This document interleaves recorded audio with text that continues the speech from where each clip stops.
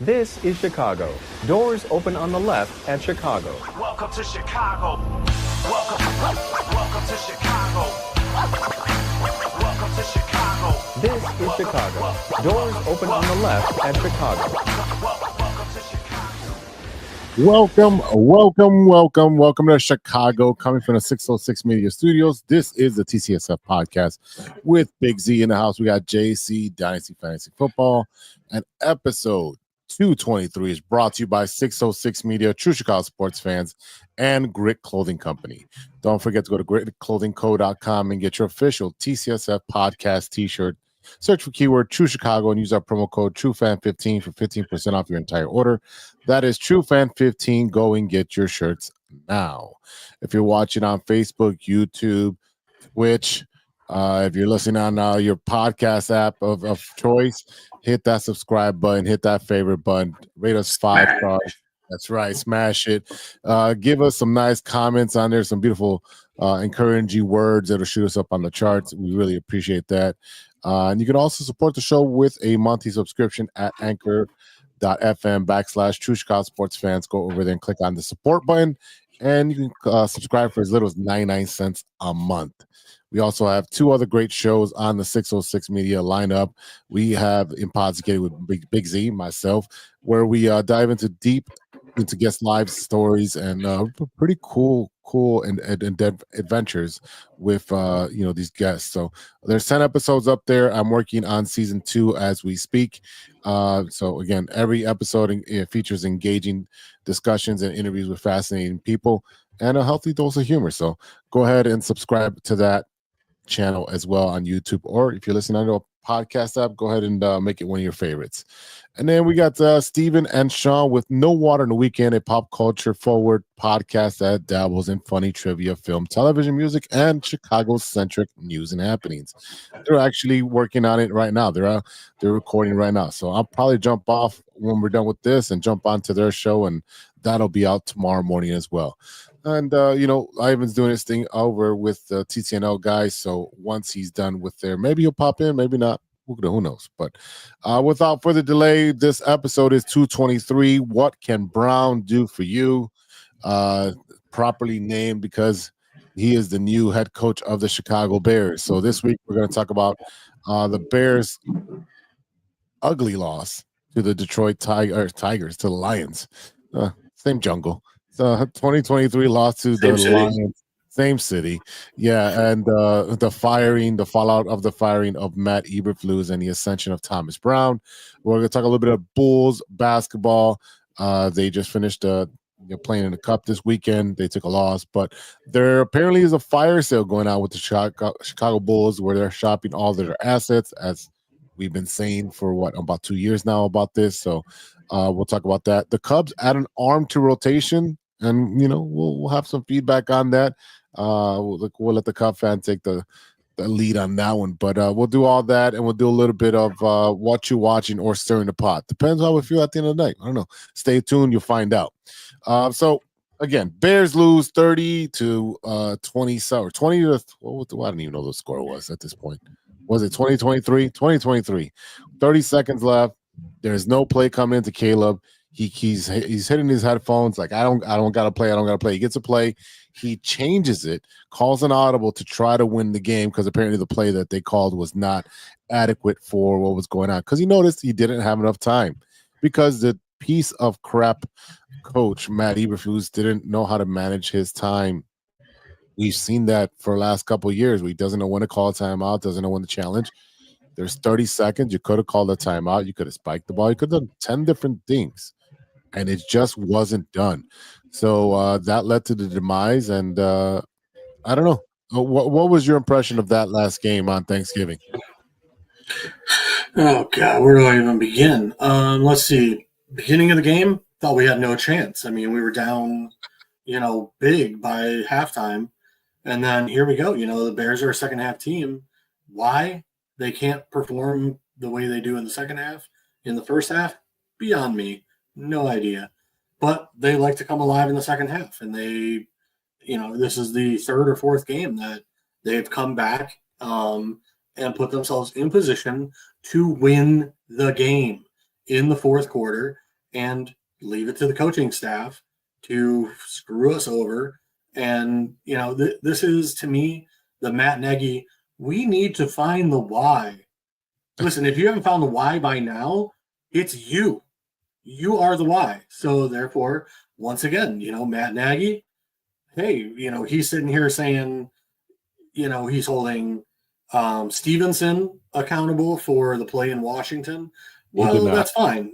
He's reduced Stevenson's playing time. He's been playing the kid Smith more and more. And it's one of those where, how about you hold yourself accountable that you're holding your players accountable? You know what? I've literally sat here and watched you in interviews, in your press conferences, talk about all this stuff, but I have no respect for a coach that cannot look the press in the face, look the fans in the face, and say, I made a mistake. It was me. I take full accountability. Had he done that, I might have had a little respect for him. But, to sit there and constantly defend everything that he has done poorly, it's absolutely unexcusable.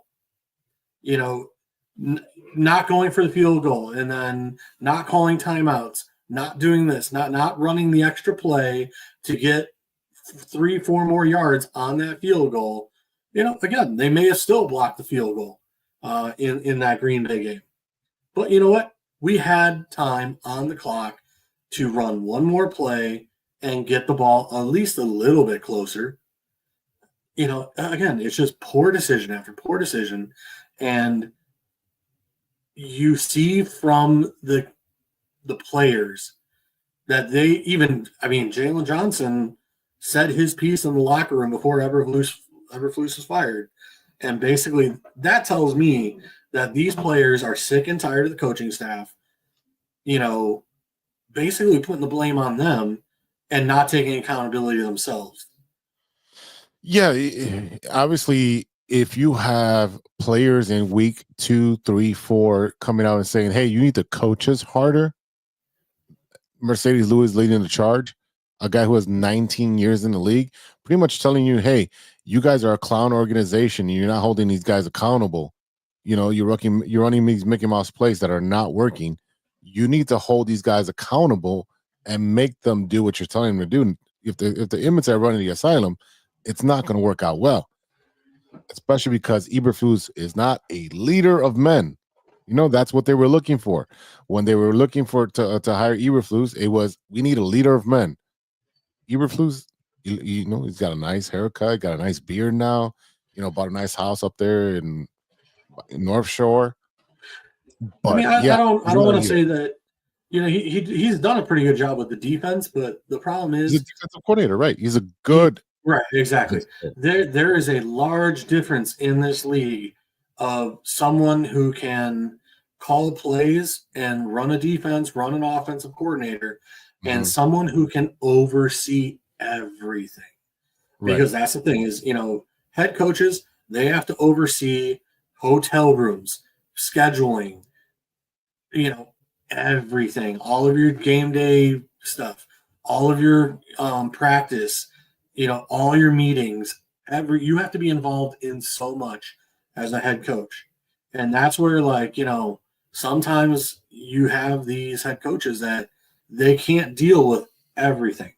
And unfortunately, at the end of last season, the defense was playing better. Justin Fields looked like the offense had improved a little bit. We did some stuff in the offseason. We ended up keeping Eberflus because the team rallied at the end of the season. But at the end of the day, 4 or 5 games this season that were winnable games we should have won, we ended up losing because of coaching, because of the details, because of clock management, because of everything that falls on his head. And the bottom line is he had to go. I've already told and said who my 2 options are. I've said it to all of my friends in the group chat. You want a leader of men? Mike Vrabel. The problem is, here we go with another defensive coordinator, coach. And the problem is we have an offensive problem. So then you look at, okay, now we got Ben Johnson. You got Brady up there in Buffalo. Mm-hmm. You got Cliff Kingsbury. So, I mean, there's offensive options. You know, Ben Johnson being the most talked about candidate. You know, there was rumor that he wanted the position in the offseason, and we didn't get rid of Eberflus. You know, whether or not he wants the position anymore, seeing what our organization has become, who knows? Yeah, I think Adam Schefter or one of the top writers did kind of confirm that he still has a high interest in the position. I mean, again, you're a coordinator. Yep. Obviously, you want to become a head coach. Once you become a head coach, you can always become another head coach. You can always take a demotion, right? Once you get up there, you're going to be a name that can always be talked about in conversations, or at least for an interview. He's been a hot name. He didn't go anywhere last year. The main concern is that we don't get a Ben Johnson, another offensive guru, right? And then he becomes Coach Eberflus. Well, I mean, that's why I like Mike Vrabel, because Vrabel is a leader of men. When you talk about leader of men, that guy led a Titans team that has consistently had poor talent, if you will. Yeah. And he led them to 9-7, 9-8, 10-6. You know, he led them to a very good record with poor, talent. That said, like I said, we always talk about, and I think it was it Geron? He does Dick Geron, I believe it was him, or was it Wanstead? But one of our former coaches who does Chicago media basically came out and said, the problem is that when you don't go with an offensive coordinator nowadays, you have the same problem that I went through as a Chicago coach. You have a good team, and then your offensive coordinator gets picked off and becomes a head coach somewhere else. Then you got to find a new offensive coordinator. If they're any good, they'll get picked off. So you're constantly battling this, trying to find coordinators, and eventually you're going to get a coordinator that's not so good. And then guess what? That ends up costing you as a head coach and ends up, costing you your job. So, he basically said, it's important for the Bears to find an offensive-minded head coach. So that basically leaves you the top three: Ben Johnson, Joe Brady, Cliff Kingsbury. Out of those three, go ahead. Finish your thought. No. Like I said, I still really like Vrabel, but again, this is why I say, in my tiers, it basically is the three offensive coaches, then Vrabel. Right. Like I said, I like Vrabel as a coach because he is a leader of men.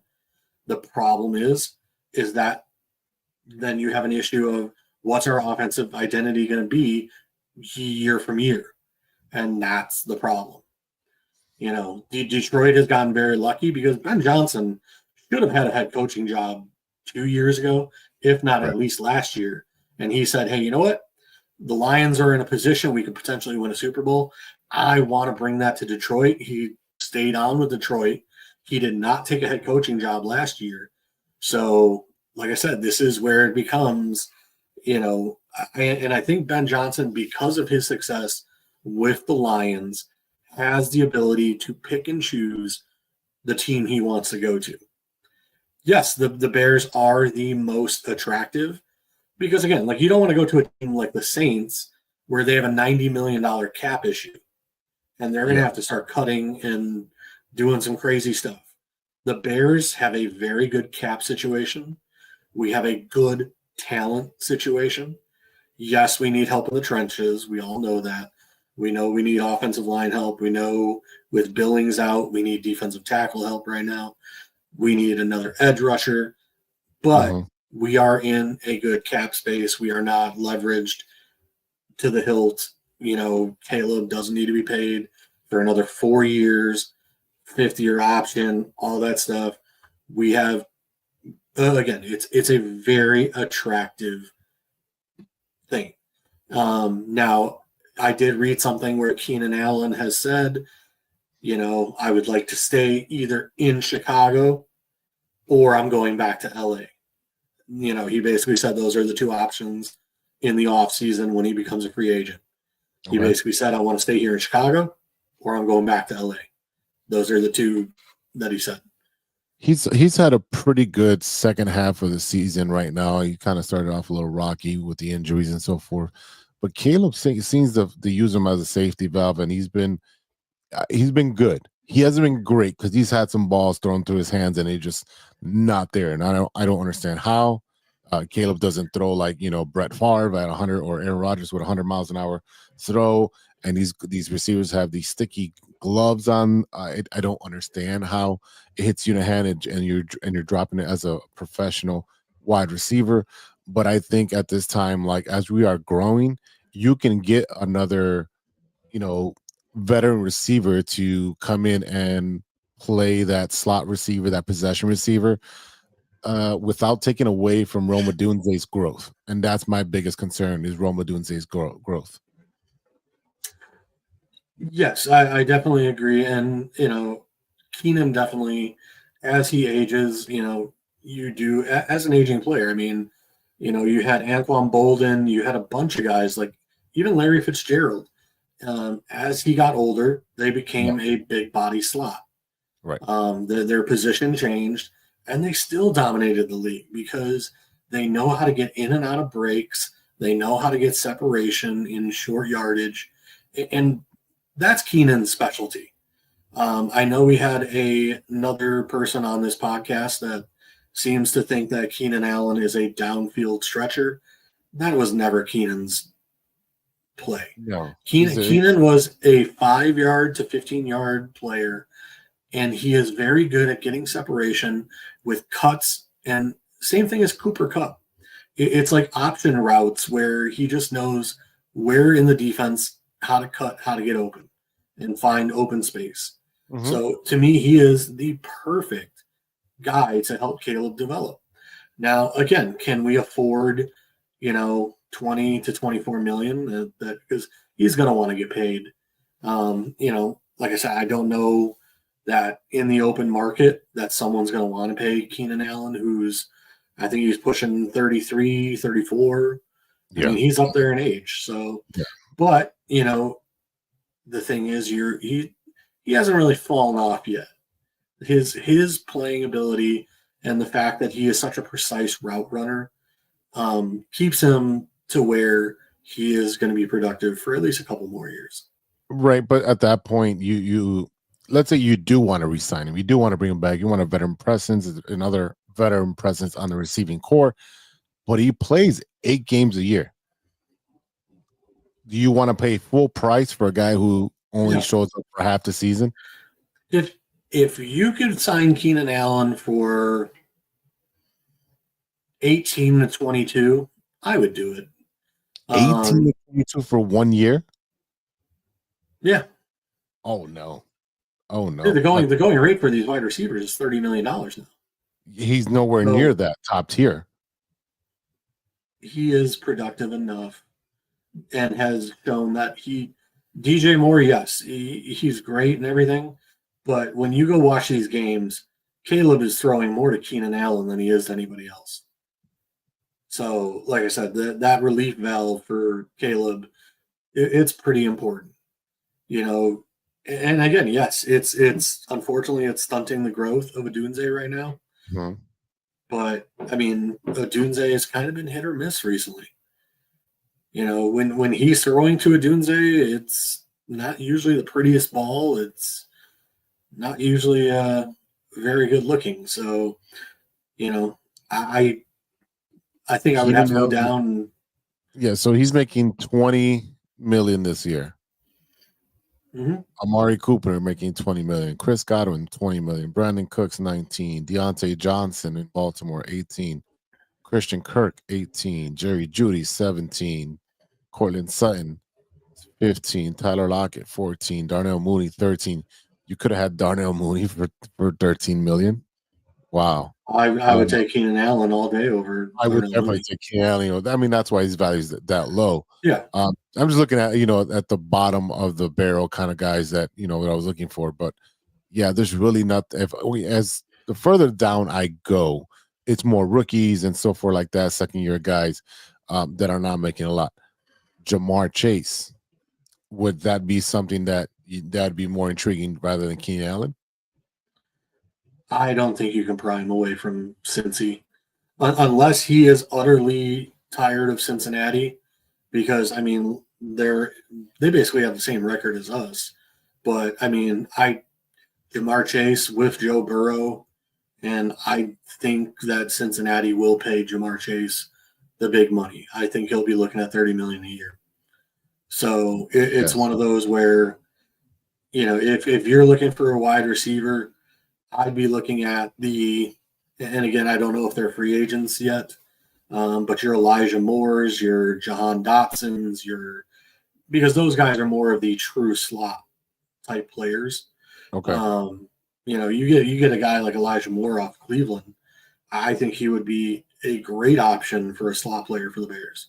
Other than that, like I said, I mean, there's a couple of guys out there on the free agent market that, I know they are injury prone, but like guys like Hunter Renfrow and people like that. But, the fact that Hunter Renfrow, I don't even think is on a team right now, is pretty much a statement in and of its own, because he's been pretty injury prone. So. Yeah, he hasn't been able to stay on the field. All right, Israel is in as usual chiming in. Thanks, Israel, for tuning in. He's saying we have a lot of money in salary cap. We do. We covered that last week. We better draft next year. We'll have a better draft next year. I think really the draft will be line oriented, offensive and defensive line oriented, and I think there'll be some trades to address that, and the money will be spent there, and to resign some of the players that will be coming up for contract. He said we should pick up another wide receiver. Well, we covered that. Yes, we do need another quality pass rusher. Definitely should have been done this season with a trade. I think there was trades talks with Dallas, I think, or rumors of talks with Dallas, but that never formulated to anything. We traded for the kid from Seattle, who had a huge first game, and then you really don't hear much from him since. But there's a couple defensive ends that are going to be available. You got who's it, Judon from the Patriots. You got a few guys that were traded around at the beginning of the season, a couple weeks into the season. There's a Philadelphia Eagle player that just rejoined the team after sitting out for, I think it was like the first 6 games or so. I believe he's due up for a contract. So, like I said, there's going to be some defensive ends out there and available. I don't know that it's worth paying them the big money, because unfortunately, some of these guys are getting up into the 30, 31, 32-year-old age. It's one of those where I know that one of the big talks was there is a guard for the Kansas City Chiefs who's going to be like 25 years old, who's going to be hitting the free agent market. I know, one of the articles I read was basically saying like he might be a good option, but he's going to reset the guard market because he's 25. So like I said, you could be looking at him resetting the market at 25, 26 million a year. So, that can, when you're paying those kind of guys, that kind of money, it can take up your salary cap very quickly. Yeah, very, very quickly. And we can talk free agent possibilities for days, and especially we'll talk more draft and all that more later on in the year. There's not time for that yet, but not time for that yet. I want to play a quick clip to get your reaction. This is Stephen A. Smith, and let's see if I can get everything queued up here. Should be good. All right, let me just play this clip, see if it'll play. Should the Chicago Bears go from here?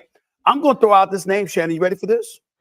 I got no problem with Kellen Moore being named the head coach of the Chicago Bears. When you consider what he did as offensive coordinator in Dallas, where they had a top 2 ranked offense, okay, clearly that would be his priority. Okay, and I'm not saying he's the only one that warrants consideration. Correct. I'm looking on the defensive side of the ball with Aaron Glenn and others. But I'm just saying after Eberflus, my priority would be really elevating the level of play from the quarterback. I need an offensive-minded coach.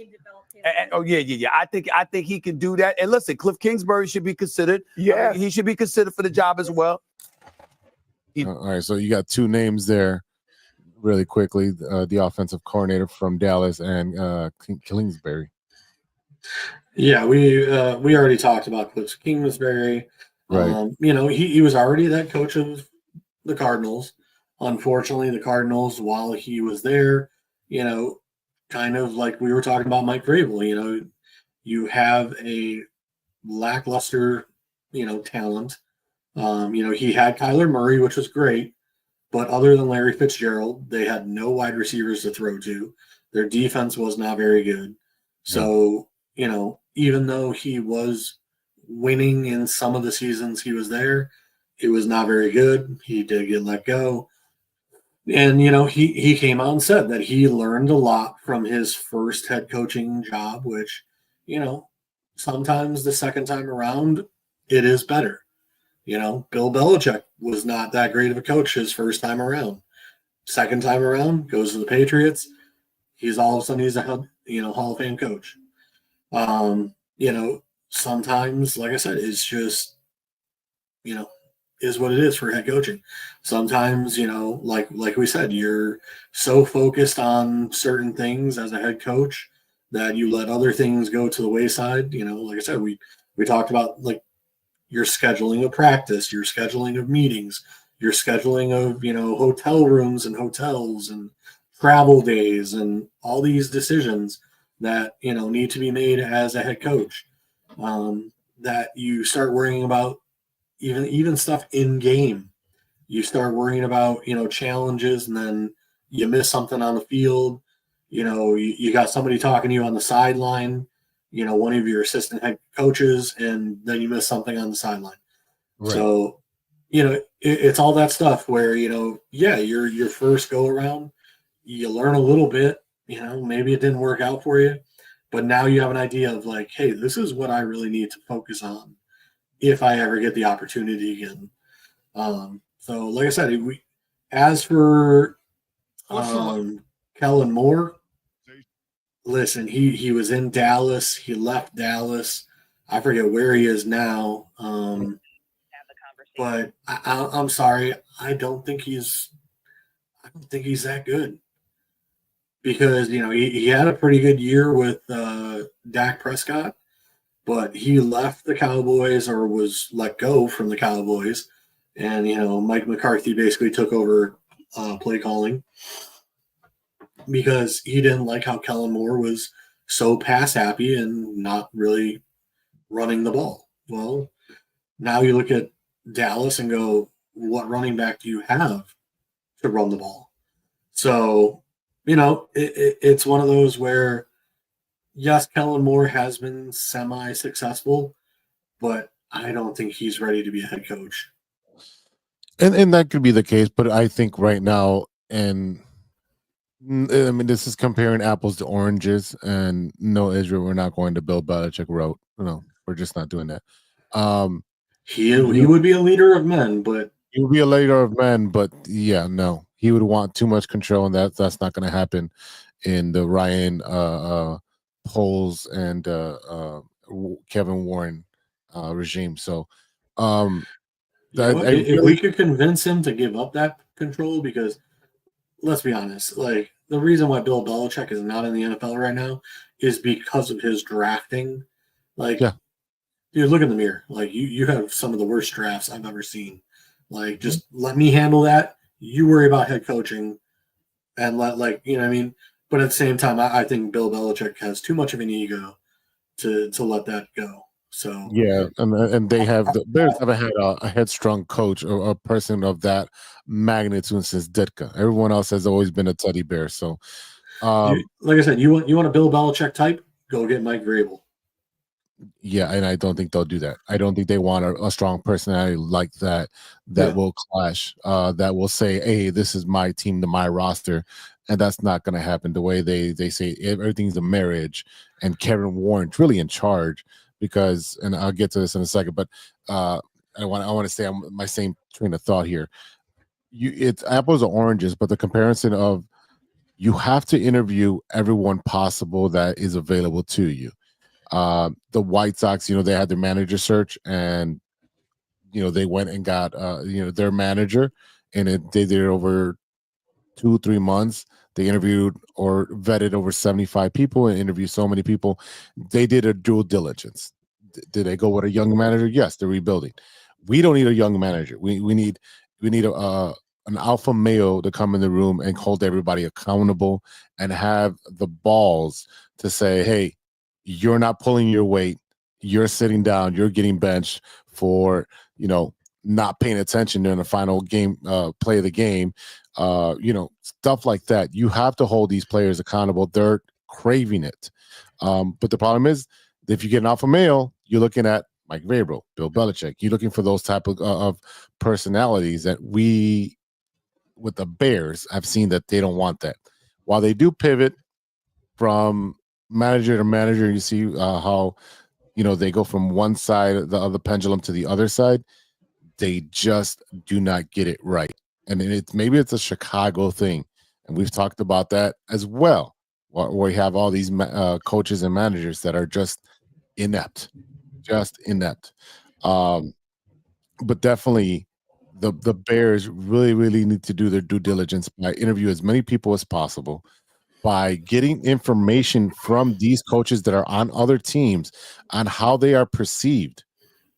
So it makes a lot of difference to get all that information and then compile all that and then try to make a great decision on saying, all right, he has this good quality, he can grow here, whatever it is.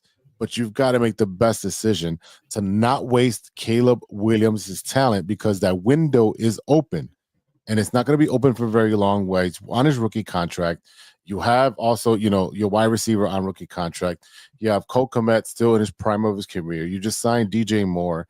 You got DeAndre Swift for a couple more years. You can always add more running backs and all that. But if we assure that we can upgrade our offensive and defensive line, the ceiling is not the. It's not the cap, it's not where we're going to break through that ceiling and we're going to get to the playoffs, and we should be a contender for a couple of years while we can still afford a quarterback. Yeah. I mean, think of it from this standpoint. Had we beat Washington, Packers, Vikings, and Lions, all three divisional games, Vikings, Lions, and Packers, we should have won. That would have put us in first place in the division. And then you add the Patriots game that I don't know how we only scored, 3 points. Yeah. So, like I said, I mean, you're talking we would be sitting at 9 and something or 8 and something with those 4 wins. The Washington, Packers, Vikings, Lions. Because those games were ours. We should have won them. It was coaching alone and a blocked field goal, which, again, the Bears are sending in whatever. We'll find out what the league has to say. However, the fact of the matter is, all 4 of those games were winnable. We should be first in the division right now. Would you, again, seeing as we should have been first in the division, would you re-sign Keenan Allen, knowing that we could have been first in the division this year if it were not for poor coaching? We should be 9-3. We should be 9-3. We should be. The thing is that we would be tied for. Well, actually, we wouldn't be tied. We would be in second place behind the Lions. They would be 10-2. We'd be 9-3. But again, if we had beat the Lions, we would have had. I believe that would have. They have the better record. Yeah, because we beat them, I believe we would have been. No, they're 11-1. So if we would have beat them, they would be 10-2. We'd be right behind them. and we still have to play them one more time before the season ends. So we would surpass the Vikings and the Packers, obviously. But yeah, to address your question, I mean, if we're going to get a coach that is going to make a difference, that's going to be offensive minded, that's going to be able to lead this team and elevate this team, you do go and sign him for one more year and you run it back. I agree. Because like I said, I mean, the team right now, like I said, this year, hey, let's finish it out. Let's lose out the rest of the season. Let's keep that top 10 pick. All right. We have Carolina's pick, which I believe should be also top 10 or in the top 13, somewhere in there. And then we also have our second round top 10, right? That's 3 picks in the top 50. If you cannot get an offensive tackle, a guard, and a defensive tackle in the top 50 to help this team turn things around, I don't know what you're doing. And then I would kick the tires on a bunch of kickers in this offseason. Oh, yes. You know what I mean? Find me a kicker that can kick 56 to 60 yards. I don't care about the accuracy. You know what? Field goals are missed, when it comes to 60-yard field goals. But at least if you have the leg to make it, that counts for something. Because right now we have a guy that, if there's a slight breeze, cannot kick over 48 yards. Yes, 53 is his range, but if there is a slight breeze, it goes down to 48. Yeah, so I'm looking at Pro Football Focus. They have a mock draft up. I don't know. We would draft 11th right now. This was posted today. This morning. Yeah, so the big thing is if the Browns beat I believe it's the Broncos, that helps. The game that's happening right now on Monday Night Football. If the Browns can win, that helps in the in our draft pick. Right, we move up. We move up to 10. But right now, we're slated to draft edge Jalen Walker from Georgia. He served as a linebacker and edge rusher for hybrid for Georgia in recent seasons, but primarily strength lies in his pass rushing ability. His 80.9 pass rush grade is highest of any defensive person that's playing right now. He brings top tier athleticism for his position, and even they said even with some somewhat limited length for pass rushing. So I don't understand why they give him a back. Well, that's the thing is, Braxton Jones is still on contract for one more season. I believe he becomes a free agent after 2025. However, if you're sitting there because there's really not a left tackle to be taken in the top 8, you could reach for him starting top 9, 10. But to me, it's one of those where I would build the line in front of Caleb.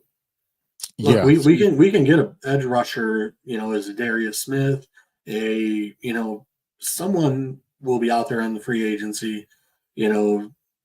We've filled that hole with Yannick Ngakoue and a couple other people over the years.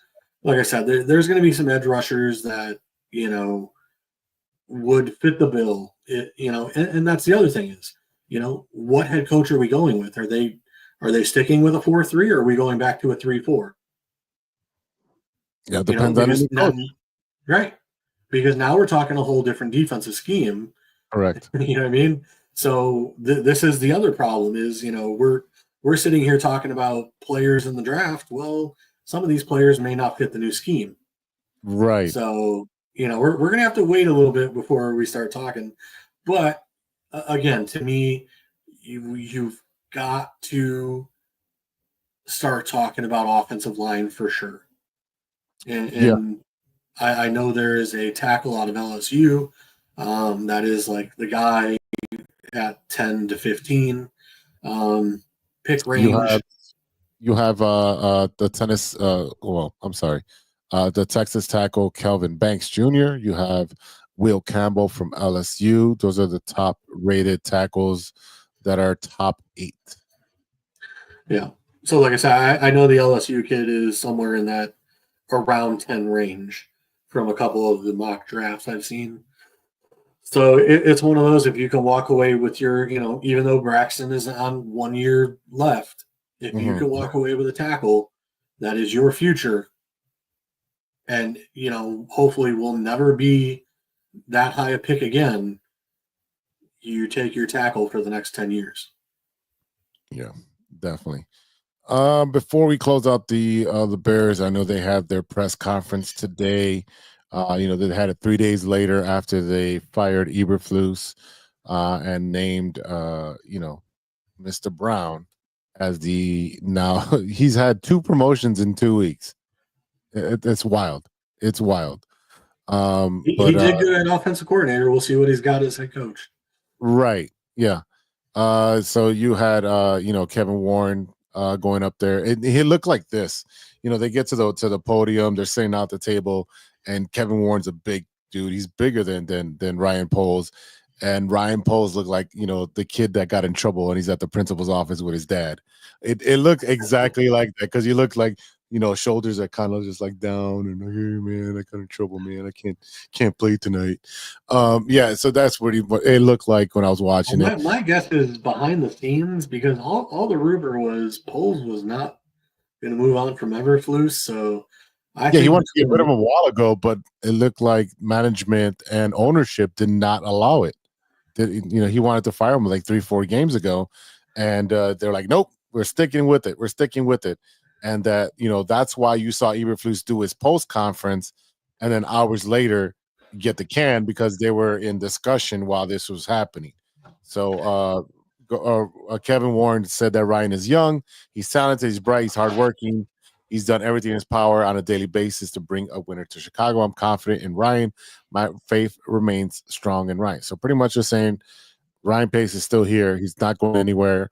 He'll be, in the conversation and in collaboration, because they're a family, in hiring the next coach. But I'm gonna tell you right now, I think Kevin Warren's got like 60%, while Ryan Poles has 40%. Well, like I said, we'll see what happens, because, Kevin Warren's here long term, while Poles, you've been here a couple of years. You said you were going to take over the North. You haven't done it yet. And we're going on year 4, year 5, whatever it is. It's at least, year 4 at least. Right? Poles has been on 4 years, probably. Yeah, they were hired at the same time. So 3 years with Justin, or 4 years with Justin, and 1 year with Caleb. Yeah. So like I said, it's 4 or 5 at this point. But like I said, you said you were going to take over the North and never give it back.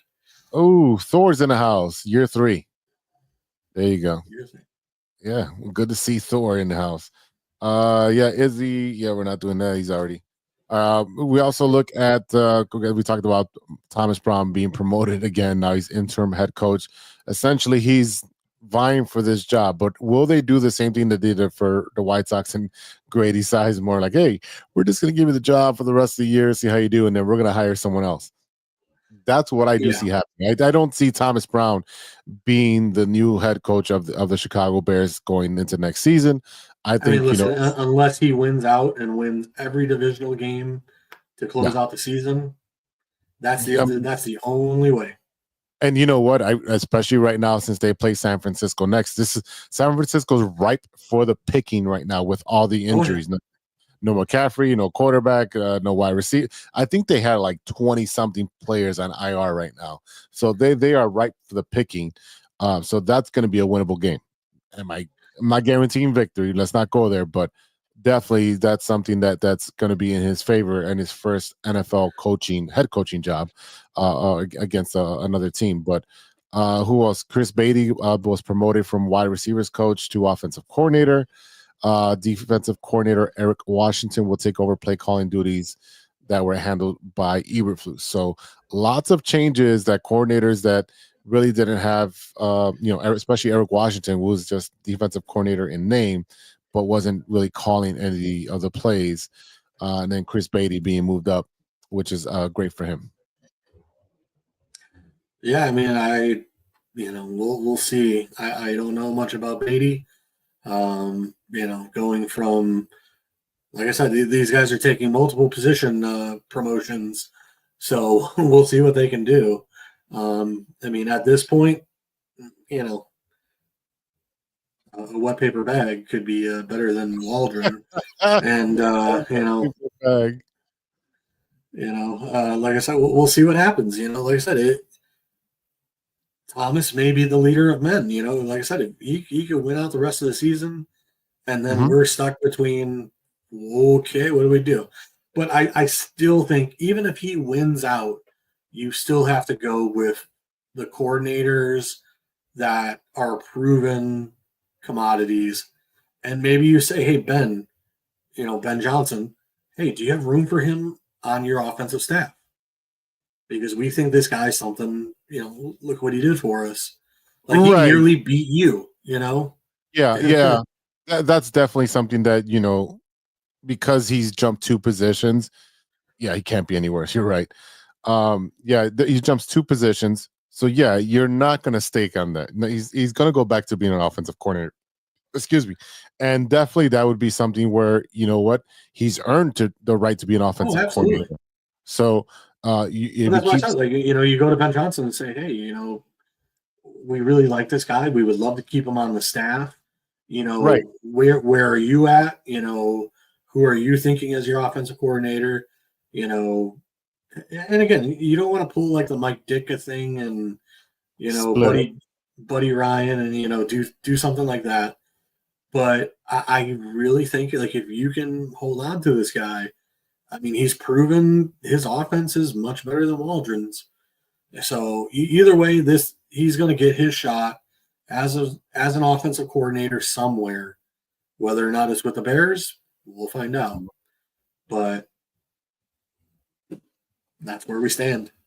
That is where we stand. And as we close out the Bears segment in 3 and out, we definitely did more than 3 points on each side of offense and defense. But it was very necessary. It was a lot of Bears news this week. But moving forward to the 325 game this Sunday, December 8th, Chicago Bears versus the 49ers.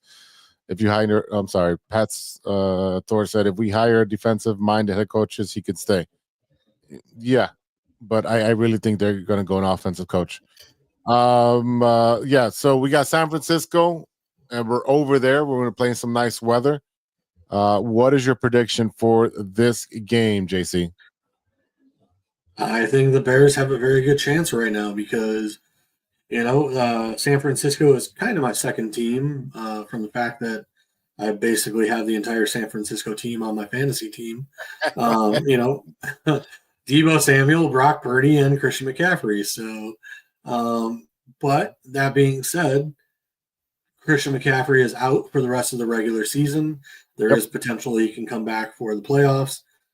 Brandon Ayuk on IR. Debo Samuels has been a shell of himself this year with nagging injuries. You got Brock Purdy with a shoulder injury right now, playing through it, but did not look good in the Snow Bowl. So therefore, I really think the Bears have an opportunity. We'll see what the new offensive coordinator can do, because San Francisco still has a pretty good defense. So we'll see what the Bears can do offensively. There is a chance here that we can take. Had you asked me this question earlier in the season, I would have said, absolutely not, no way. San Francisco will trounce the Bears. You ask me now, with all the injuries, the Bears have a chance to take this game. But I think it all comes down to the coaching. Yeah, well, I really think that the players are going to respond. I think the players on both sides of the ball are going to respond very well. I'm looking at the 49ers last, 2, 4, 6, 7 games. Seahawks put 24 on them. The Chiefs put 28 on them. Cowboys put 24. Buccaneers put 20 on them. Seahawks another 20. Packers put 38 on them 2 weeks ago.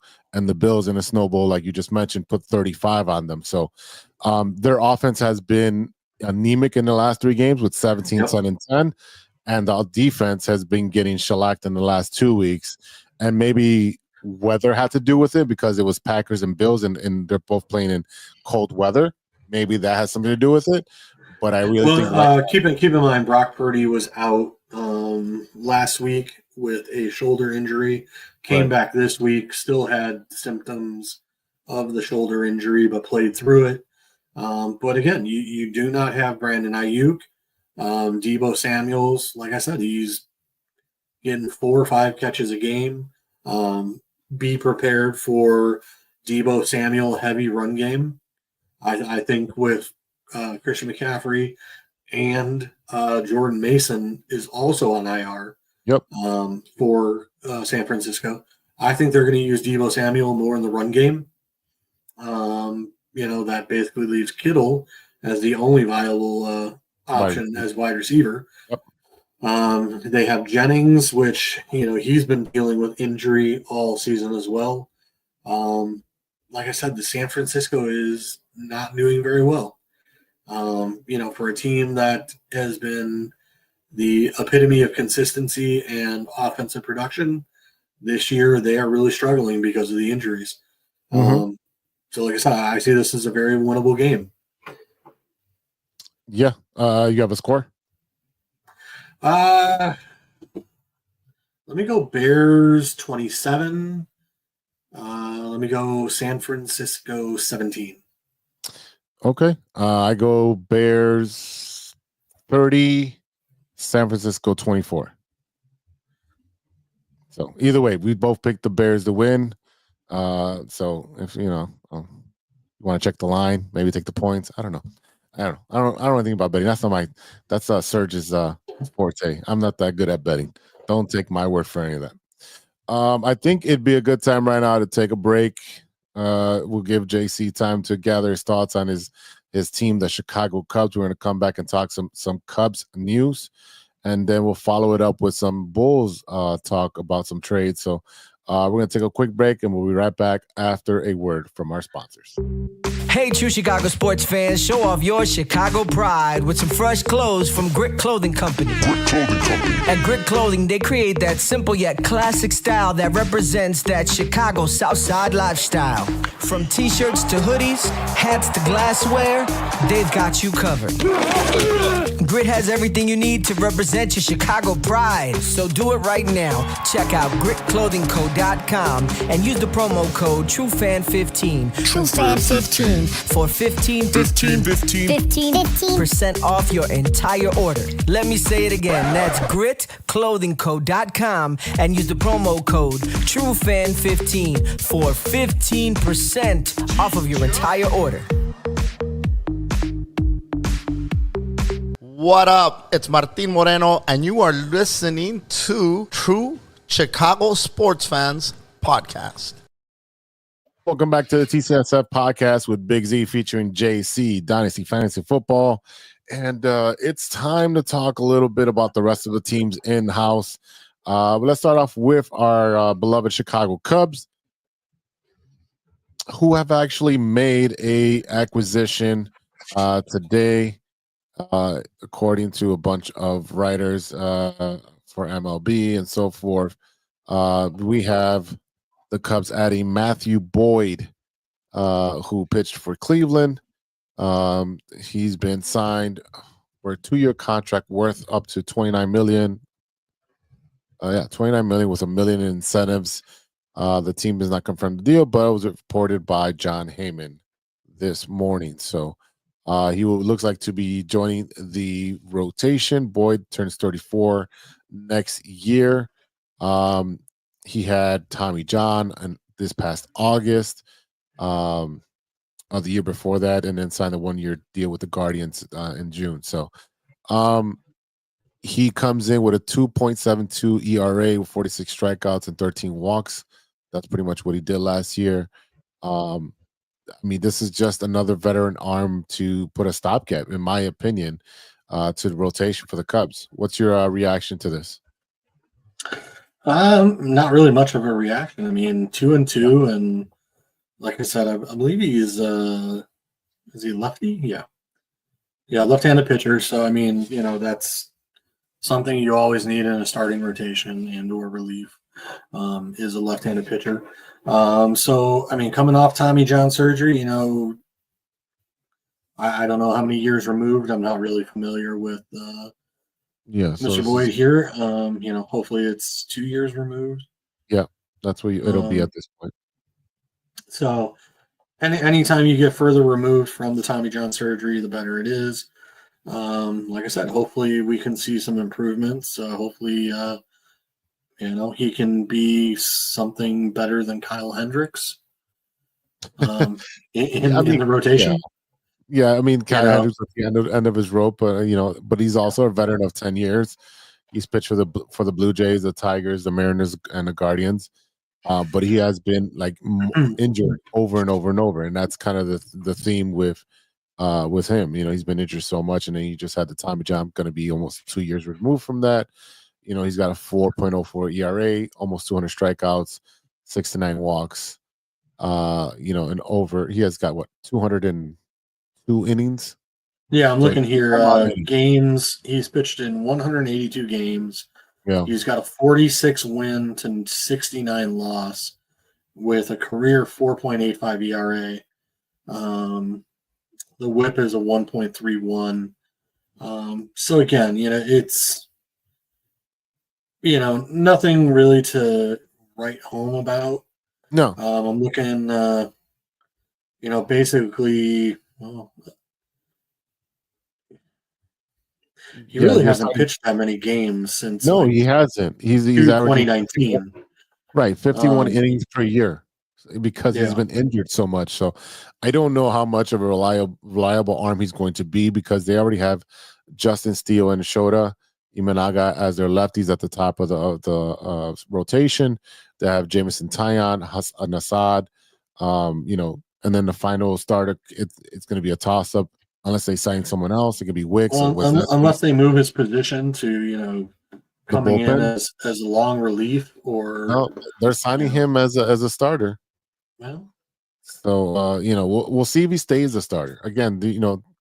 Again, I think the Cubs right now are bargain shopping, and I don't know why. But this is. Yeah, I read an article that a lot of the agents are frustrated with the Cubs because the Cubs are a big market team, but they are bargain bin shopping. So I read something that the agents are really frustrated with the Chicago Cubs, which you look at our salary cap right now, and we're not really in a position. Unless we start doing like the Dodgers and defer everyone, because we're up there in salary cap, so we can't really do a whole lot. I don't think there's a player on this team that you would want to defer money to. Well, but I'm saying like you sign like a Juan Soto or a situation like that and defer the money like the Dodgers did for all their players. They could, but I don't think it's. I don't think the Cubs will do that. To be honest with you, signing a player for 10 years is financially irresponsible. It really is. We seen what happened with Albert Pujols with the Angels. As soon as he signed, he literally aged, and everyone said it was a bad deal. He was at the end of his career. He had his last good career a year with St. Louis before he went over there. Definitely stupid. The Alex Rodriguez 10-year deal was also stupid. He was a lot younger. But again, it was a dumb.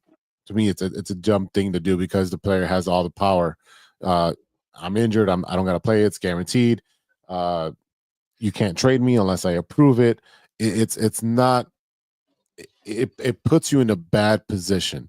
The Dodgers gambled and say, "Hey, we're going to defer all this money for whatever reason, all that stuff." We've already covered that. But at the same time, you had them really bet on themselves and say, this team is ready to win. He's the missing piece to put us over throughout the season. He's going to do well, even if he didn't even pitch. And, he won the MVP without even pitching. He could have won an MVP and a Cy Young in the same year. He has the opportunity of doing that next year. But there hasn't been a repeat World Series winners since 99, 2000 or 2000, 2001. And I think it was the Yankees. But again, Chicago's not going to be signing a Juan Soto for 10, 12 years. It's financially irresponsible to do that because the back end 4 or 5 years are just going to be horrible. And even though salary caps do go up and it does kind of lessen the blow, it's really not worth it. You sign a player 5 years, that should be the max. You want to pay him ridiculous money, that's fine. You want to defer some money, that's fine. But I really think 5 years should be the max. And I know the chat was going crazy about all these players on the Dodgers, and they have $1 billion payroll that's deferred and so forth. That thing did blow up on the chat. But at the same time, if they got money coming in that kind of fashion through your channel and endorsements, you've got to spend it. You got to spend that on the team, and that was my point. Your team is not spending it. My whole thing is, I think the MLB has to come up with something where, whether it's, look, you can't defer more than $30 million in a fiscal year or something to that effect. There has to be some sort of cap on what can be deferred and how much and how long and et cetera. That's just my opinion on it. Like I said, I understand it's been going on since Bobby Bonilla and Ken Griffey and whoever. I understand that, but I do think there needs to be a limit that you can't defer $1 billion, $680 million, or whatever it is, over the course of the next 10 years. Like, to me, like, that's ridiculous. I do think that the MLB has to come down with something that, hey, look, it's already done. We understand that. But starting next year, no team can defer more than $30 million a year. Flat out, plain, simple, whatever. I think it's going to happen because it's that it's going to be called probably the Dodger rule, whatever it is. Yep. But I also think that players should not be signed for more than 5 years. And if you want to defer, 5 years the limit. You just double the contract. That's how much you can defer. So, and then you put a limit on it. You can only defer. To me, it depends on the player, I guess, because like, say Mike Trout when he came in the league, if he had signed a 10-year contract when he was 25, it's one of those, like, okay, you expect the guy to play till he's 30, 34. So it's one of those, like, a 10-year contract when you sign him at 24, like, that's not really a bad deal because all you're doing is, basically securing him with your team for his entire career. Mm-hmm. Like I said, yeah, maybe the last 2-3 years, it's a question of, is he still valuable?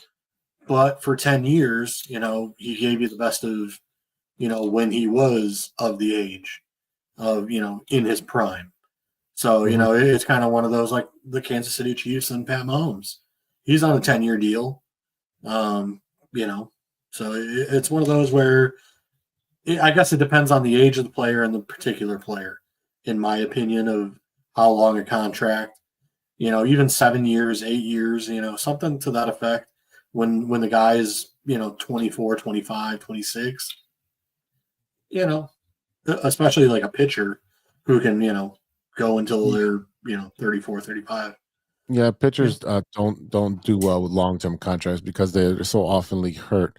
But I really do believe, with a max of 5 years, it also gives the player the opportunity to get into free agency every 5 years if you do that. And they can still make their money as the cap grows because that continuously grows every year. So they can still make some more money. That's up to the agent and the player. I mean, right. You see guys in football that, hey, I want a 3-year deal instead of a 5. So that they can get back out there in free agency and sign one more long-term deal. Right. Before they age out, And it's different in football because, contracts can be manipulated with signing bonuses rather than, the guaranteed money versus the non-guaranteed money. That's a big difference in the NFL versus MLB, where every single penny is guaranteed once you sign on that dotted line. So, again, I know you guys in the chat and on the page were not very happy with that, but again, that is my second team. Yes, I'm happy with that, but at the same time, the rule applies to all the teams on MLB. So if you didn't do it, that is your organization's fault that you didn't do it. It's as simple as that. That's how I feel about it. Am I mad that the Cubs and the White Sox have not done it? Yeah, of course. But We know my team, the White Sox, is cheap as hell. That's never going to happen. And the Cubs right now are not in that. They're more in the real estate business than they are in winning championships. Well, again, my thought process is, like I said, it just, when you have a team like the Dodgers who are paying almost $2 billion in salary, teams like Oakland or Baltimore or, Cleveland, some of these smaller market teams, they're never going to have an opportunity. I mean, unless they are very good at drafting and their farm system is spectacular, that they'll ever be able to go up against a team like the Dodgers, who have, and I know Yamamoto did not play very well this year. But, you're still talking about that they just signed, who was the newest pitcher that they signed for $130 million. You know what I mean? Like you have Ohtani, who hasn't even pitched on the Dodgers yet. I'm talking about because Blake of his Snell, yes. Yeah. So like I said, now you have Snell, Yamamoto, you have Ohtani, who's finally maybe going to be able to pitch this year. Mm-hmm. And they're still going after the potential ace from the Japan. Yeah. So it's one of those where it's like I'm sorry, like as a fan of the Cubs, it's one of those like, as MLB, like, dude, you can't have a $40 billion or $4 billion roster and then have a team like Oakland that their roster is built on $110 million. You know what? You can't. Oakland's a whole different bag of worms just because of they were up for sale. I can't remember when, maybe 10, 15, maybe even 20 years ago. And you had a couple of groups put together to try to buy them. MLB blocked it.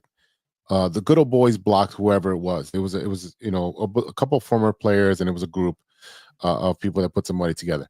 MLB blocked it, knowing that this guy could not afford to keep up with the team, with salaries, with the stadium and paid and everything. They knew that was going to happen. They knew that this team would go bankrupt because of the owner of not putting money in and not figuring out how to make more money. They knew that. So they knew this is going to go all the way up to being relocated and all that. So MLB and the good old boys, and that's Jerry Reinsdorf included, and all the owners that have owned teams for 20 to 30 years were like, nah, we don't want new blood in here. That's what that is. So that's a whole different, bag of worms. Again, like, you know who the small market teams are. You know that there's teams out there running that they're putting a team together with 80 million to 110 million. Yeah. But then you have a team putting together a team with 4 billion. But the thing is that there's collective bargaining. Like the collective bargaining agreement allows for all the teams who are not making money are getting money from the teams who do make money. All that's put into a pot and it's split evenly. So the way big market teams were doing well is with the RSN, the regional sports networks. They signed a very lucrative deal for their RSN that's exclusive, kind of like Marquee. They did it first, and so did New York, and that's where they get a lot of their money because they have a long-term deal locked up for a lot of money. Now we're seeing all the RSNs die because everything's being streamed. And we already talked about what happened with Jerry, right? We talked about that. So we're not going to go into that thing again. But again, you can't blame the team that's using the rules and the income that's coming in to spend it back onto the team. You can't blame them. I'm just saying the rules need to change. They're not buying neighborhoods. Again, I don't know. Hey, that is fan experience. Maybe they should do that. Yeah, that's right. So you can get drunk and cry yourself to sleep because your team doesn't reinvest in themselves. I'm going to tell you, I know from experience. The Cubs do invest. It's just the product on the field doesn't ever show up. Our salary last year is $228 million or something like that. Right. Like if you were going over the cap, you should have went all the way over. So that way the fees, the fine is still the same exact fine, whether you go $1 over it or 40 million over it. but they didn't want to go for it. They want to stay status quo and did nothing. You could have poached everyone that was good for the White Sox, especially pitching wise, to help you out in the playoff stretch. You could have done that. Well, we've already talked about the Cubs don't want to give up their players and their clubhouse and the farm system and everything else, which we have a backlog of outfielders anyway. Right. Like we could definitely use 3 of the outfielders in our farm system to get us something of more value. But we don't want to do that, you know. Like you don't. You could have got Kopech. You could have probably even traded for Crochet. You could have got Luis Robert. I don't know. You could have done a lot. You could have literally poached a lot of the players on the White Sox for a very, very low asking price. All they I just think the Cubs realized last year that, hey, you know what? We are not in the position. We are not going to win. We're not going to beat the Dodgers. We're not going to beat whoever. So I think they didn't go all in because we knew, like, dude, we were losing to poor teams. You know, and that was part of my discussion with you guys is like, you know, we were at the bottom of the division in like June, July, you know, and we were getting beat by, you know, teams that were 110 million in salary cap when we're 228. So we were doubling the salary and getting beat by teams paying their players 100 million. And it's like, what are we doing here? So it's one of those where, like I said, I think the owners and management was like, why would we go all in when, you know, we're already double the salary caps of other teams and we can't beat them? I just feel like they could have done more, whether it is for this year or the upcoming season. They could have traded, you know, because you do have, like you said, a backlog in the outfield. Well, you can start looking towards the future at this point. I think a lot of our issue is, you know, we got guys like Saya Suzuki, we got Ian Happ, we got some of these guys that are making pretty good money, and the production, their offensive production is not very good. You know, yes, I know Happ had, you know, the Gold Glove, or, you know, he did very well, but again, it's when you're getting paid 20 to 27 million. We expect some offensive production, and that has not happened very much. You know, guys like Dansby Swanson, Bellinger, Happ, Suzuki. Like I said, we expect more out of these guys, and we're not getting it. Well, we've already talked about it. I think Bellinger will be a trade chip, whether it's during the offseason or during the trade deadline, because there's teams that do need a outfield first baseman that's a left-handed bat. So you can expect that contract to be moved off pretty soon. So I hope so. Yeah, we both do. Let's transition to the 2 teams that play at the Madhouse on Madison. The Chicago Bulls are playing right now. Don't want to tell you the score because I have not looked. I'm watching the Browns versus Broncos. So. Yeah, I don't want to turn stuff up because last week we had internet issues. The Bulls are open to hearing offers from everybody on anybody that's on the roster.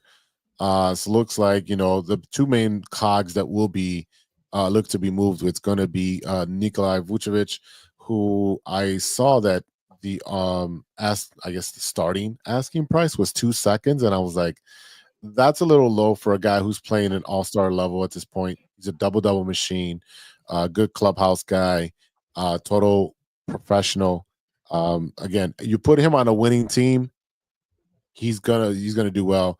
I think his last game he had 35 points for us.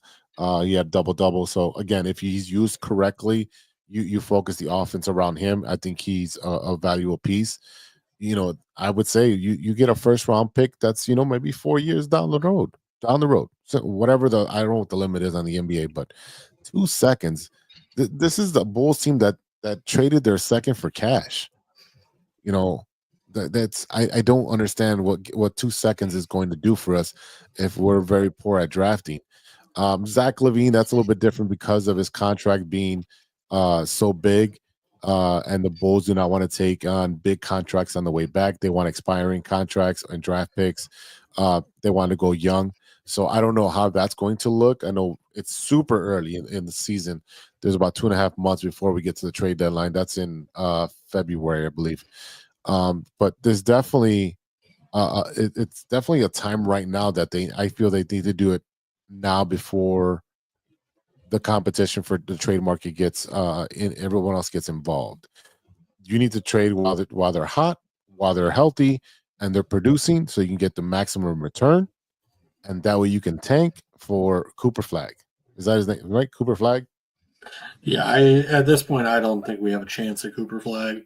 No, we would literally have to tank everybody, and, Yeah. and we only have a 14% chance at that point. So I definitely, they need to everybody needs to go. Like I said, I mean, even if you trade everybody, I don't foresee us being the worst team in the league. No. So I really don't think we have a chance at him. But, going into this whole situation, I've been saying for years, we need a point guard. Well, we got Giddey now. So you got Giddey, you got Kobe, you got Kobe's hurt with the left. I think he has but I'm saying younger players that you kind of want to keep and build around. Right. So like I said, I think we keep Kobe. I think we keep Giddey. Yep. I think Ayo. Yep. I think he stays.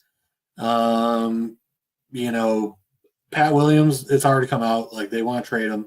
Oh wait, but you gave him $90 million. Who's going to trade for that? Seriously? Yeah, I don't know. Yeah, never should have been re-signed. Never should have been re-signed. Horrible mistake. Horrible decision. That is the Bulls. Now you got to drown in your Waros because you're an idiot. Beyond that, Vooch, someone will take him. Like I said, I don't know that we'll get much out of him. Mm-hmm. But there's a team, I'm sure, that can use his help. Zach LaVine, I don't know what they're going to do with him. He's a good third option right now. As far as the scoring, he can't do it every day. I think last one of the games he had 7 points, which is completely unacceptable if you're the guy with the highest paid contract and you consider yourself a leader. And it's maybe we're spoiled because we grew up in the Michael Jordan era. I'm like, Mike never scored 7 points in his prime. It was on the decline. Yeah, I think it was 8 or 9. You also have to remember Zach, when he was young, he was a dunker and a penetrator. Yep. Now he thinks he's a 3-point shooter. Listen, You're not Steph, all right? Your game was penetration and dunking. Yep. All right. So this whole you think you're a number one and you're going to shoot threes all game long. That's not your game. Get back to doing what you do. Otherwise, you're kind of useless to us. Oh, wait, you are useless to us. So, it's just he's definitely definitely a streaky shooter because when he's on, he does, he'll shoot 7 straight or he'll have maybe 1 or 2 a game or whatever. But, yeah, he's very streaky. The Bulls are up 15 points right now. Vooch has 19 and 8. LaVine has 18 points. Ayo has 11. Giddey has 12. And Buzelis has 20. So that's really good to see that Buzelis is doing well. Yeah. Like I said, and that's perfect. Like I said, you build around Kobe, you build around Giddey. Buzelis, give him all the minutes. Get that kid going. Yep. Like I said, unfortunately, it's you got other players who are signed to bigger money, taking up time, and they don't deserve it. Their attitudes are horrible, And again, not that Vooch's attitude is bad, but again, it's just LaVine. Like I say, we should have moved on from him last year, and he pulled the I'm going to go have surgery, and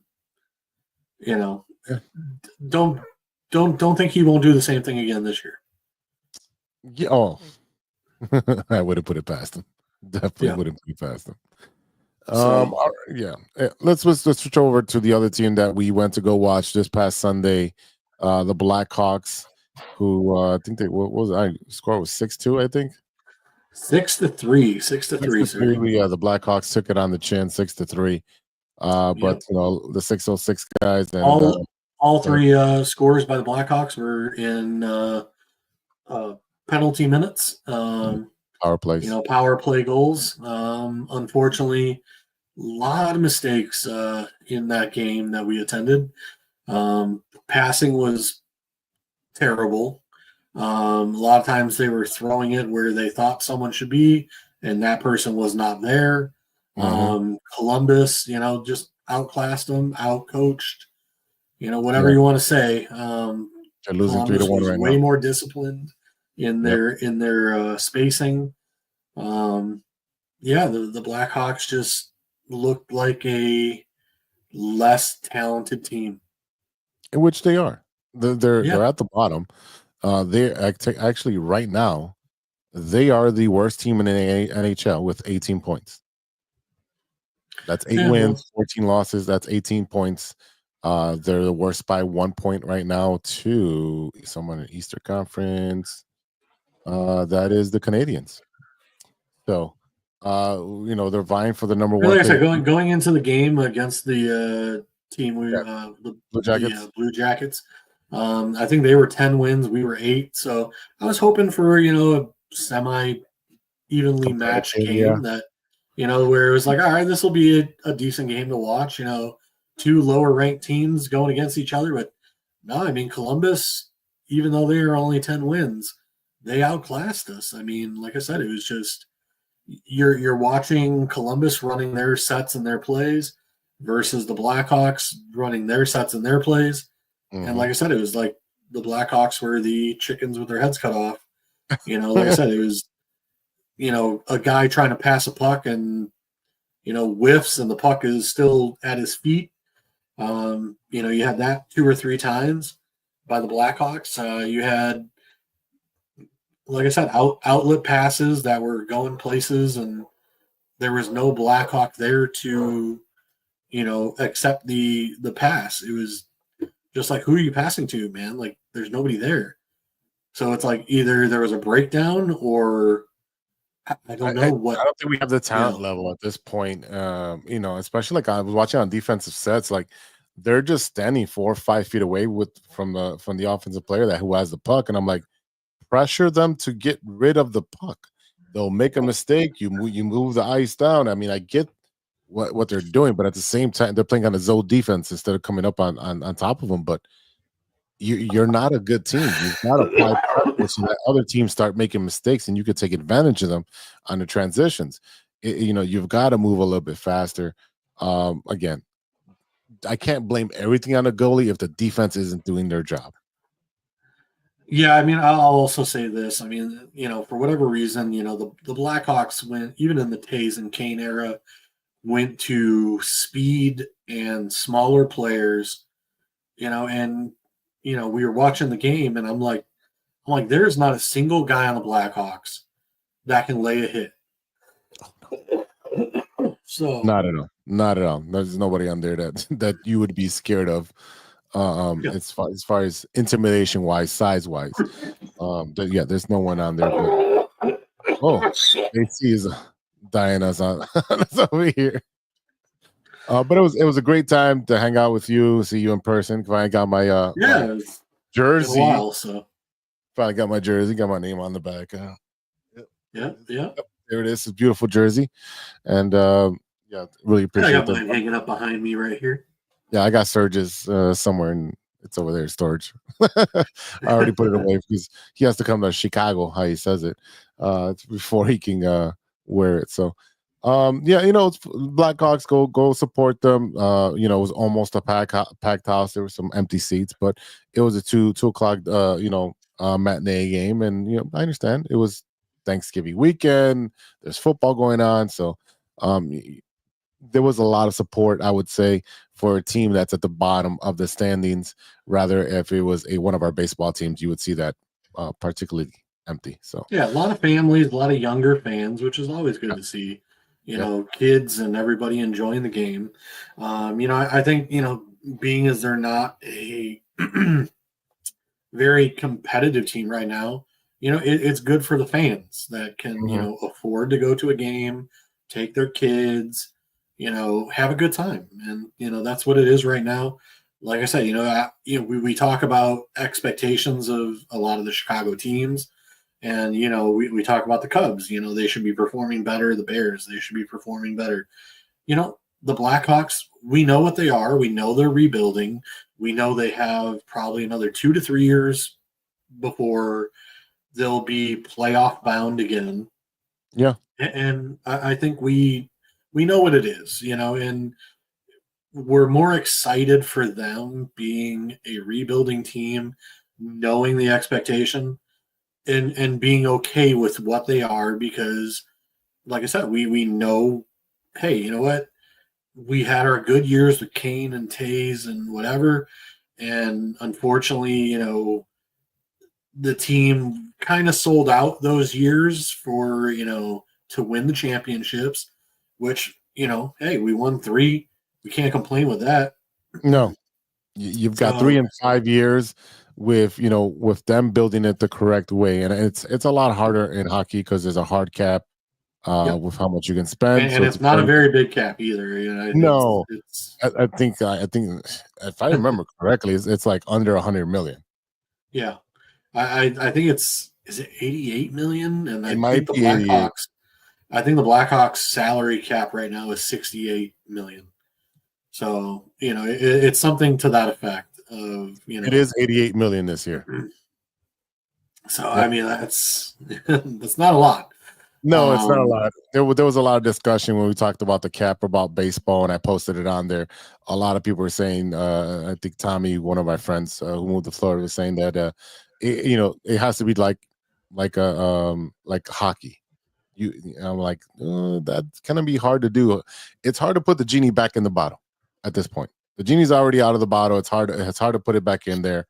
So some of these guys are averaging 40 million a year. Yeah. That's more than to me, like, especially like the NFL, I think they need to go to a position percentage. Mm-hmm. The whole, like, you can't, as it is, you got quarterbacks making 50 million and the salary cap is, X. So you got to go to where, like, all right, quarterbacks cannot make more than 20% of a team's salary cap, or, it has to go to something like that. It has to be written in the rules in some way that way. Because, I mean, not this whole situation with the NFL, like, you got guys who are the 8th best player getting paid the number 1 amount. And it's one of those where eventually a team has to look and be like, no, you're the 5th best player in the NFL. We're not paying you. We're not resetting the market for you. Like, you don't just, like, that's not who you are. And unfortunately, like, that's not what's happening right now.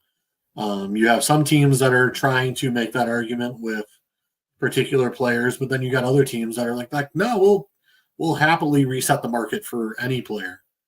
And, like I said, it's a hard situation, but like I said, something's got to be done, because, I mean, some of these players are asking for $30-35 million, and it's like, you cannot give that to a wide receiver and then, like, an edge, and, like, that's the problem with the Dallas Cowboys right now, is they got 4 players: CeeDee Lamb, Dak Prescott, Micah Parsons hasn't even been paid yet, and I forget, like, they're all their offensive linemen.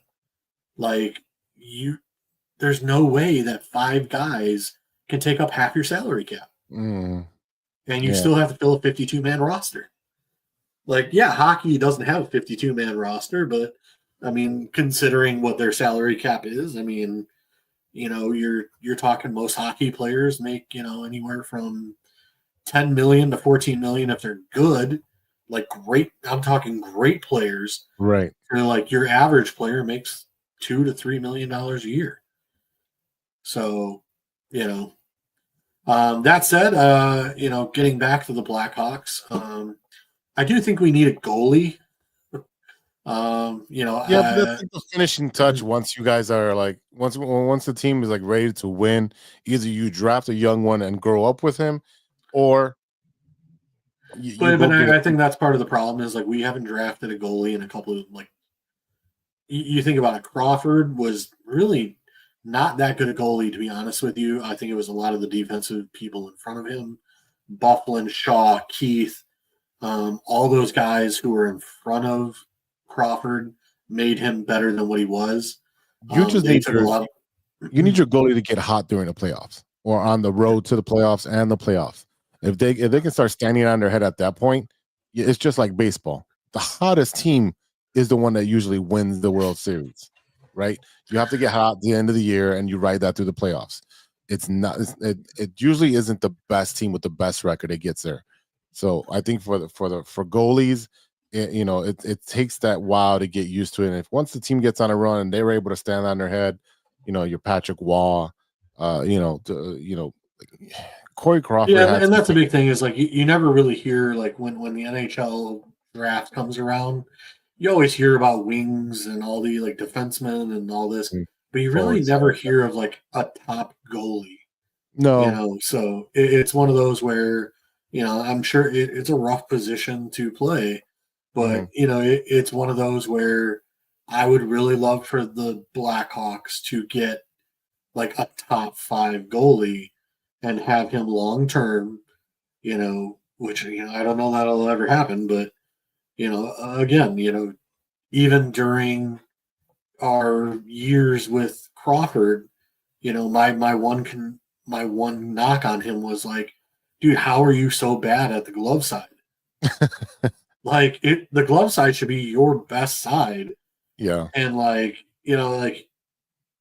he'd make a spectacular play one play, and then it's like the next would be like, dude, how did you let that get through? It would go through his legs. Yeah, I do remember those. Hey, but at the end of the day, we got 3 chips, and you can tell that the Blackhawks are on the right path to building it right. So, you want to do the stirring the pot? You got a stirring the pot topic, or am I going to come off one off top of my dome right here? You know what? Actually, I do not have one really off top of my dome. Yeah, I had one like 3 days ago, but now I can't remember what it was. Well, it is the holiday season, and it is. People do Black Friday where they go out shopping the day after, or because they don't no longer open on Thanksgiving night or Thanksgiving Day. But now, Black Friday, the Friday after Thanksgiving, is the biggest holiday shopping day. It's called Black Friday because that's when most retail stores and retail distributors and all that stuff, that's when they make their money, where they can be in the black and they're no longer in the red, meaning financially. So we also have Cyber Mondays that was started by Amazon. Are you a Black Friday or Cyber Monday shopper? I peruse. I look at things, but I really don't buy much anymore. Like back in the day when I was younger, and it was like, oh shoot, TVs at Best Buy were. I'm talking back in the days when you had to fight people to get what you wanted. I mean, like throwing elbows, like crawling under doors as they're rolling up. Yeah, that kind of situation. Nowadays, like I look at some of these advertisements on stuff, and it's just like it ain't worth it. Like, no, like I look at like Menards or Lowe's or like some of that stuff because I do a lot of work around the house and stuff like that, DIY projects. And like my dad showed me like a advertisement for Lowe's, and he was like pointing to a tool set, and it was like a 200 and something piece tool set for $99. Oh, the Husky one. And I told him yeah, it was. I think it was Husky. Yeah, it might have been Husky. Because they had one Husky, they had one Cobalt, they had, and I think a Craftsman. Whoa. But like I looked it up. And like 60 of the 200 something pieces were like screwdriver bits. Yeah, they'll be bits. Yeah, they're bits. And I'm like, and I looked at my dad. I go, it ain't worth it. No, because it's like if I'm gonna buy a tool set, like a third of it better not be like screwdriver bits. Like to me, like that's a waste of money. So yeah, it's like Allen wrenches, and they count each Allen wrench as part of the tool set. Yeah, it's the stuff that you do need, but if you already have that, that's not what you want to upgrade to. Right. You want and not only that, like those bits are usually not the best. Like When you buy like a screwdriver bit for like a cordless like screw gun, like you want to buy good bits. Like you don't want to buy like those prepackaged like 36-piece sets because they're never the best. And they don't last. That said, I did buy a few things. So like I work on the receiving dock at work. I bought a heated vest. Like a with a power pack. To keep me warm on the Chicago. Well, you work on a dock, so you deal with the elements, so that makes complete sense. I'm in and out of trucks that are like 30 degrees or below, depending on the weather. So like I said, I bought a heated vest for myself, and then for my brother, I bought him one because he's a smaller guy and gets cold. And he works for the city of Chicago, so he's outside, dealing with the elements as well. Trying to save lives. So I bought him one as well. And then I bought some funny like Christmas gag sweaters. Nice. That kind of thing where one of the ones I bought is Santa sitting on a chimney taking a shit down the chimney. So stuff like that where like I can wear it to like Christmas and just have fun with the family. Yeah, that's a conversation starter for sure. Last year was I bought a reindeer onesie and wore that to Christmas Eve with the family. Okay. All right. So there's photos of me in a onesie reindeer outfit with the family. Definitely can see that. But I just like to have fun with things, stuff like that. But usually Black Friday, like I said, there's not much I need anymore. Like I went to a shoe store and bought a pair of shoes for work the other day. The Black Friday, I bought like 3 or 4 zip up hoodies again for work. That were like $9.99 on Amazon. So it was like, again, if I ruined them at work, I don't care. They were $9.99. Oh, of course. So how about you? You buying much on You know what? I'm not a big Black Friday because I'm not big into huge crowds like that. Especially people are hostile and they think they're online only, baby. Yeah. So Cyber Monday, I do have some things in the Amazon cart. Excuse me. One of them is a new arm because the microphone's on a base and I have the old arms with the springs. I'm trying to get a new arm in here, and I saw one that I really liked. That's in the ready to go cart. And I was looking also at sound bars. I just need a small sound bar for the bedroom. The one I have, it's having connectivity issues. Like it connects with the Apple box, and then it disconnects from it, and it won't connect anymore. And then the manual buttons are no longer working. The remote, is. I mean, I've had it for like speakers for music or like for TV. No, just a small sound bar for the TV, just for the bedroom. I don't need it to be spectacular. So I've been looking at that. Nothing so there's some speakers that I purchased, and it comes with all the connectors and everything, like the red and yellow connectors for a TV, but it plugs into the back of the speakers. They're called Edifier on Amazon, so you can look those up. I love those speakers. They're Bluetooth as well. You can connect your phone to them, play music through them. But specific ones come with like extra cables where, like I said, you can hook into your TV and like your computer setup and everything else. And like I said, they're some pretty good monitors and speakers. Yeah, and again, I just need a simple Bluetooth connected with the optical cord. Boom, in and out. Don't need anything. I just need it to be clear, crystal clear sound. I don't need it to be loud because it's the bedroom. So definitely just something simple. I'm just looking at it. If it comes through, it comes through. If not, that's stuff that's always on sale. Yeah, I think if you go to Amazon, I think there's an Amazon Fire soundbar. Yeah, there was. I didn't see. I don't know about purchasing anything made by Amazon as far as when it comes to like speakers or TVs. I'm not so sold on it yet. Yeah. Like I said, for $99, I'm willing to give it a shot. And if not, it gets returned. Yeah, definitely. All right, JC, we definitely jumped over the gun here with the with the time, but hey, we had a great time. We broke down the Bears, the Bulls, the Cubs, and the Blackhawks. And shout out to your bro for being gracious with his picking up the tab for the lunch. Definitely was. Yeah, that's super nice of him. But again, we'll have another outing pretty soon, especially once baseball comes around. We'll definitely do one of those. So it's too bad Stevie B's recording, because he would have been talking about the Blackhawks and how excited he was to be there wearing his Chelios jersey. Oh, yeah. We didn't talk about the Swede. Oh, wait. All right, real quick. So we're leaving the game, and some Swede comes up to JC, who's wearing his Taves jersey, and he says, "You need to look to the future." And he's like, "What are you talking about, bro?" He's like, "You need to look at the future." And he points down to the ice. I'm like, "What future? They're horrible. Well, there is no future. We got one player." And then you pointed out, he's like, "Well, if you're looking at me for the future, he's wearing a Chelios jersey." And it threw him in a frenzy. It threw him in a frenzy. And I mean, I didn't like.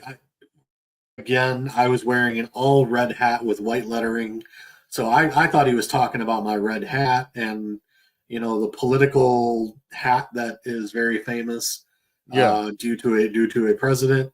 So I thought he was confusing my hat for a presidential statement, which it is not. Although there is the 47 from the company is stitched on the side of the hat. It does not mean anything political. It was just a coincidence. However, he was talking about my jersey being a Taze jersey, and I was like, dude, Taze is a Hall of Famer. 100%. What is wrong with wearing a Hall of Famer's jersey? If anything, I'm going to wear, all of my jerseys. I got Urlacher back here. Charles Tillman will be a Hall of Famer eventually. I do have some other jerseys in my whatever. Like I have a Cutler. I think I have a Julius Peppers. I have a bunch of other players, but I have Kane and Taze Hawks jerseys, which again, I happen to wear my Taze one to the game. But to me, it's like, if you're going to wear any jersey, make sure it's a Hall of Famer. My basketball jersey, Michael Jordan. My baseball jersey, Ryan Sandberg. Right? Like, if you're going to wear a jersey, make sure it's a Hall of Famer. So what this guy was talking about of, you're look to the future. And then I'm like, dude, you're wearing a Hawks jersey. What are you wearing? Like take your jacket off. What he wasn't wearing a jersey. He just had his Swedish hat. I'm like, he takes it off. He's like, this is he had a Hawks face on whatever he was wearing. It was probably it looked like, but it looked like one of those Walmart, Hawks jerseys. Exactly. So I was kind of like, oh, take yours off. Like, what number are you wearing? Right. Like, it better be Bedard, because if it's not Bedard, then what are you talking about with look to the future? So. Yeah, unfortunately, sometimes you run into the drunks at a game, and like I said, the guy was trying to talk smack, but it just wasn't quite computing, because how are you going to talk smack about a Hall of Famer or one of the longest tenured players of your team, who was the captain for practically his entire tenure with the team? So it's one of those, again, it just didn't make sense what the guy was trying to argue about. Did not make sense. No, definitely did not make sense. A little too much alcohol. Yeah. So. All right, JC, thanks for stepping in today and, taking over and doing Steven's part as well. But no, man, it was a great time hanging out with you over there. We got to do more of those throughout I got Christmas break, and I'm pretty sure you'll be doing some kind of time off during Christmas time, so we'll hook up. I'll have time. Yeah, I'm gonna sign off here, and I'm gonna see if I can catch the No Water No Weekend podcast and jump on there and disrupt the entire show, because that's what I do when I go over there to their show. I just throw it off the rails because I love doing that to their show, just because I like having fun with them. But JC, you've been a blast. Are you actually going to their place, or are you? No. I don't have the time to do that. They're literally gonna FaceTime, and they'll probably put me on the on So not through no, because they the for some reason they don't want to do that, but whatever. I was gonna say I'll join you. I'll help you throw off their. Oh yeah, they won't jump on. We got to do that. I'll talk to them. We'll see if we can schedule what we do one with all four of us on there. It'll be a blast. I was gonna say I'll be happy to hop on. Like, but yeah, if you're gonna FaceTime or whatever, yeah. I was gonna say if we can do it through StreamYard here, I'll hop on too and throw it off. Yeah. Well, we'll try to schedule that as well. Yeah. All right, Joe. Anyways, to our fans, thank you for checking in and listening to us. There you go. A big thank you to our listeners and watchers for sticking with us for 223 episodes. We love you so much.